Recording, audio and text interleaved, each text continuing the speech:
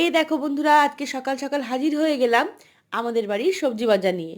আজকে সকাল সকাল আমার দেওর নিয়ে চলে এসেছে এক গাদা সবজি, যেটা আগামী 3-4 দিন চলবে, তারপর আবার আনতে হবে। এই দেখো অনেক রকমের শাক, কারণ শাকটা আমাদের বাড়িতে সবাই ভীষণ ভালোবাসে। সেটা কোনো কাল বলে কথা না, শীতকাল, বর্ষাকাল, গরমকাল সবসময়তে শাক আমাদের বাড়িতে কমন। তবে বর্ষাকালটা একটু অ্যাভয়েড করার চেষ্টা করি শাকটা। তার কারণ অনেকেই বলে যে পোকামাকড়, কেন্ন কেঁচো এইসব বাড়ে, তো তো সেই সময় শাকটা একটু অ্যাভয়েড করি। না হলে কিন্তু সবসময় শাকটা খুব আনা হয়। তার সঙ্গে শীতকালীন সবজি, ফুলকপি, বাঁধাকপি, যেটা কমন সবার বাড়িতে কম বেশি থাকে, পেঁয়াজ, রসুন, আদা, লঙ্কা, ধনেপাতা, আলু, বেগুন, সব রকম সবজি কিন্তু আনা হয়েছিল। তো কে কে আছে সবজি খেতে ভালোবাসে সেটা কিন্তু কমেন্ট করে জানিও। আমাদের বাড়িতে কিন্তু সবজিটা প্রচণ্ড আনা হয়, আর সবাই খুব ভালোবেসে খাওয়াও হয়, কারণ শরীরের জন্য কিন্তু খুব ভালো।